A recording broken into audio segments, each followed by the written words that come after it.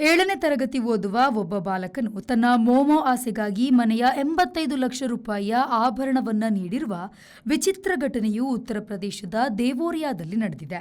ವಿಮಲೇಶ್ ಮಿಶ್ರಾ ಎಂಬ ದೇವಾಲಯವೊಂದರ ಅರ್ಚಕರು ಹೇಳುವುದು ಏನೆಂದರೆ, ನನ್ನ ಮಗನಿಗೆ ಬೀದಿಗಳಲ್ಲಿ ಮಾರುವ ಮೋಮೋ ತಿನ್ನುವ ಖಯಾಲಿ ಹೆಚ್ಚು.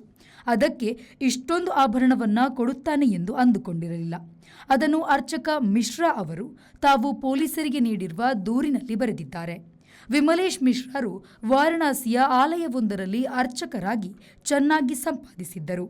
ಅವರ ಮಡದಿ ಅದರಿಂದ ಸಾಕಷ್ಟು ಆಭರಣಗಳನ್ನು ಮಾಡಿ ಇಟ್ಟಿದ್ದರು.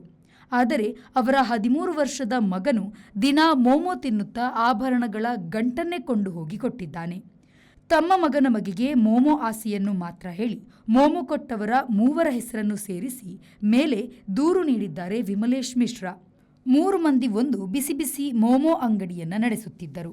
ಈ ಬಾಲಕನು ನಿತ್ಯ ಹೋಗಿ ಮೋಮೋ ತಿನ್ನುತ್ತಿದ್ದ. ಅದು ಸಾಲ. ಅಂಗಡಿಯವರು ಕೂಡ ಯಾವುದೋ ಹಂಚಿಕೆಯಿಂದ ಹುಡುಗನಿಗೆ ಹಣ ಇಲ್ಲದೆ ಅವನು ಹೊಟ್ಟೆ ತುಂಬ ತಿನ್ನುವಂತೆ ಮೋಮೋ ಕೊಡುತ್ತಿದ್ದರು.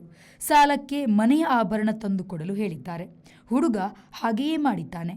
ಒಟ್ಟು 85 ಲಕ್ಷ ಮೌಲ್ಯದ ಆಭರಣವನ್ನು ನೀಡಿದ್ದಾನೆ. ವಿಮಲೇಶ್ ತಂಗಿ ಮನೆಗೆ ಬಂದು ತನ್ನ ಆಭರಣ ಕೇಳಿದ ಮೇಲಷ್ಟೇ ಈ ಪ್ರಕರಣವು ಬಯಲಿಗೆ ಬಂದಿದೆ. ಆಭರಣದ ಪೆಟ್ಟಿಗೆ ತೆಗೆದು ನೋಡಿದರೆ ಪ್ರಮುಖ ಮತ್ತು ಬಹುತೇಕ ಆಭರಣಗಳು ಇರಲೇ ಇಲ್ಲ. ಮೋಮೋ ಅಂಗಡಿಯ 3 ಮೇಲೆ ಅರ್ಚಕರು ಪೊಲೀಸರಿಗೆ ಲಿಖಿತ ದೂರನ್ನು ನೀಡಿದ್ದಾರೆ.